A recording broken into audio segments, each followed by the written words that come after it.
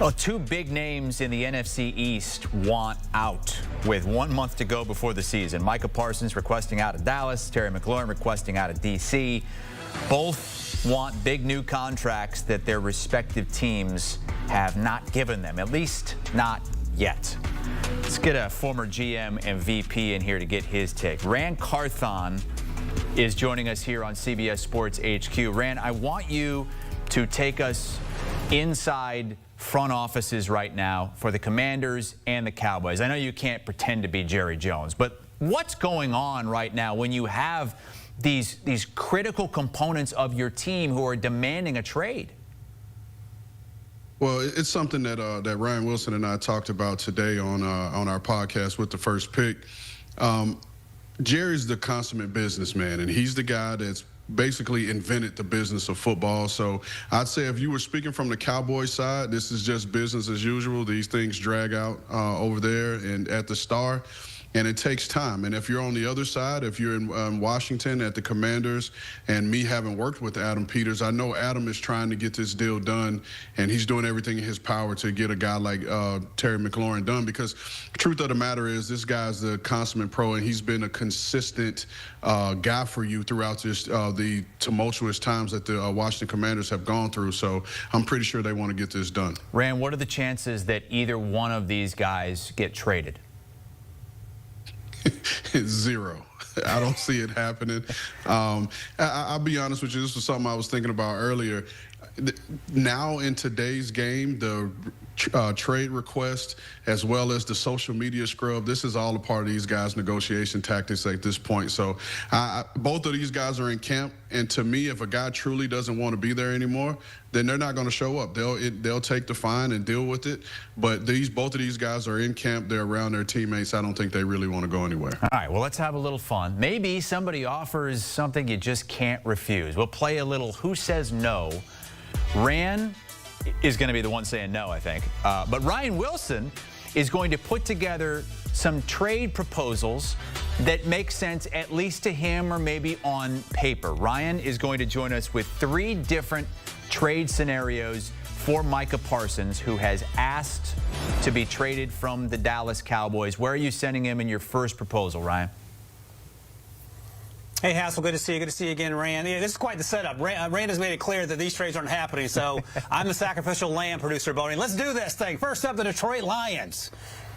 Answer the phone, Rand. Tell me what you think. 2 first-round picks in 26 and 27, a second-round pick in 27, and a third-round pick in 26, all for Micah Parsons. They need some depth help in Detroit. Aiden Hutchinson's looked fantastic back from that injury, but they've had a ton of injuries both along the edge and in the interior defensive line. Who's going to stop Micah and Aiden, and would you do it? I admit, this looks good. This looks good. 2 ones in 26 and 27. However, Detroit, if they get Micah Parsons, add him to that defense with that offense that has played well, and these guys have gone pretty far in the playoffs these last couple years, that first-round pick is in the 20s. So I would look and say no. So got to sweeten it a little bit.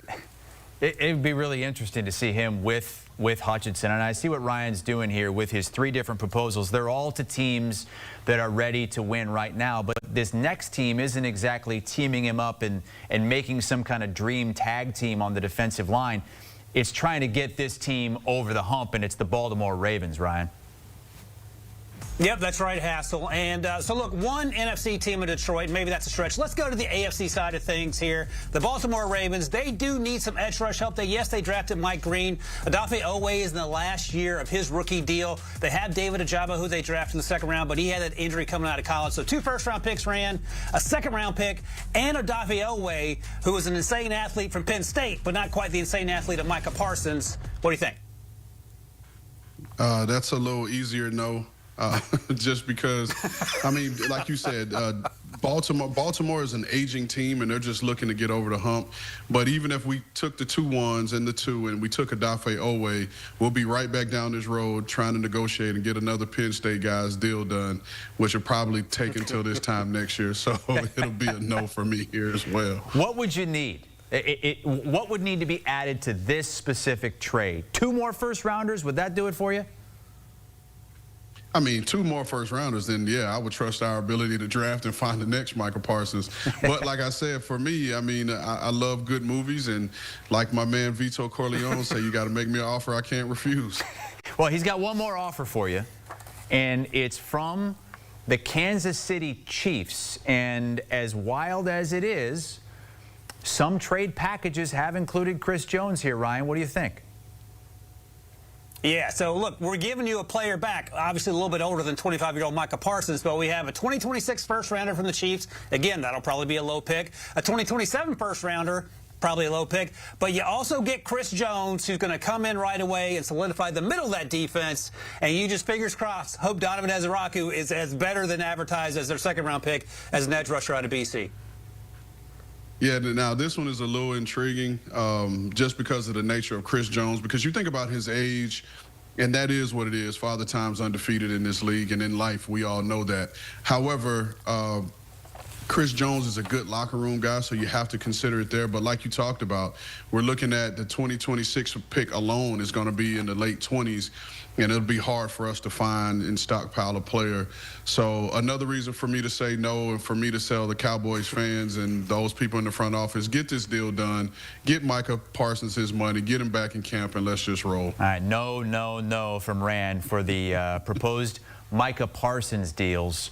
As Micah holds out for a new deal and demands to be traded, but Rand basically says this is a negotiating tactic, and more often than not, it ends up working out in a long-term deal. We are closing in on a month now from our first NFL Sunday on CBS and Paramount+. Well, there's another big name holding out in the NFC East. It's Terry McLaurin, and Ryan Wilson is going to come to the table with a couple more trade proposals for sending McLaurin elsewhere.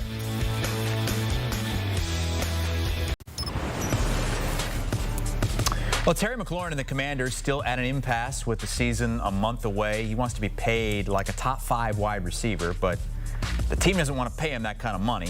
So he recently requested a trade. At camp yesterday, our Evan Washburn was there, not speaking with McLaurin, but speaking with the man who would be throwing him some footballs in Jaden Daniels. I know one day 17 will be running out here, and hopefully soon, but I can't control what he has going on with his business or, you know, the front office, stuff like that. I got to go out there and try to be the best version of myself each and every day, and just hope one day it all gets resolved, and 17's back out here catching passes. All right, so let's play a little Who Says No to proposed Terry McLaurin trades. Ryan Wilson is going to give us a trade. Rand Carthon is going to tell us whether or not he would say yes to that trade. Ryan, the Steelers have made a bunch of trades this offseason for DK Metcalf.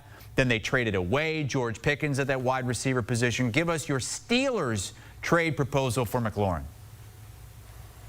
Yeah. Glad to be back, Chris. I spent the break trying to figure out a way to get Rand to say yes to something. So maybe my Steelers will be happy to help out. George Pickens is gone. No clear-cut number 2 has stepped up. They drafted Roman Wilson last year out of Michigan. He had an injury, didn't play much at all as a rookie. This year it's been up and down in training camp. So here's what we're doing, Rand. Getting a number 2 wide receiver for the Steelers, a 2026 second-round pick, a 26 fourth-rounder, and we'll give you Roman Wilson, Washington. You'll feel great about that. And this is what I would say. Noah Brown is wide receiver 2.5 right now. They do have Deebo Samuel, but there's not a lot of depth behind him either in Washington. So you get a young player who has an opportunity to prove himself. Certainly you love this. Well, first and foremost, let me say 2 things before I answer this. One, in one of the clips that we showed leading into this, I noticed that they had Buddy Baker, which is Terry McLaurin's agent, was in one of those. So that's a positive sign that he was actually there at one of the training camps. So I'm pretty sure those talks are going along. But just in terms of this deal, this would be a deal that I would do, and even just with the picks, the 2nd and the 4th. Because I do think the right value for Terry McLaurin in a trade right now would probably be a 3rd-round pick. But to be able to get a second-round pick and a fourth-round pick off of it is something that you would want to do. Okay, so that's a yes. And Ryan, it sounds like you can just go ahead and keep Roman Wilson as well. As we move to your next proposal here, I don't know, maybe you want to adjust it, considering Rand only thinks he's worth a third-round pick. What's your next proposal here for Terry McLaurin? Yeah, let's go to New York and the New York Football Jets. And this is a second-round pick, 2026 second-round pick. You would imagine it would be a little bit higher than that Steelers second-round pick because the Jets probably aren't quite as far along. They have questions with the quarterback position. We'll all find out together. But I also threw in Breece Hall.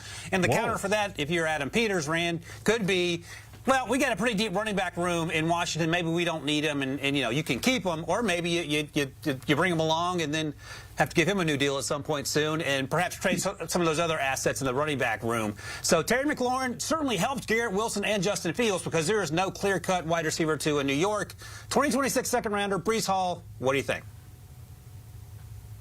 I think I'm just being nice to you right now because I would do this deal just based off the simple fact. Again, we get a second-round pick that you feel is going to be, you know, pretty high, but then you get a young, explosive back in Breece Hall to pair with the guys that they already have. And if you know Kingsbury's offense is just being able those guys to just get downhill, hit it, and get it as they spread it out. So this would be a good deal and one to get done. What if this did not include a second-round pick and it was just Breece Hall for Terry McLaurin?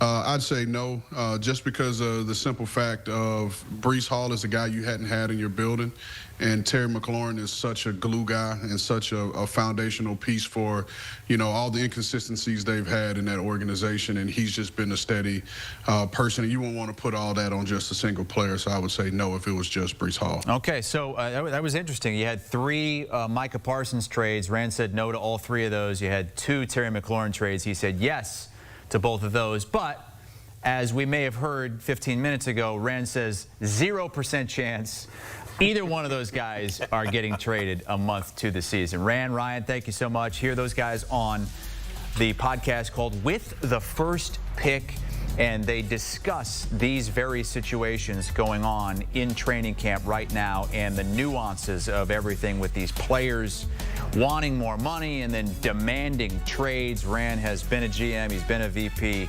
He knows the ins and outs of all of it.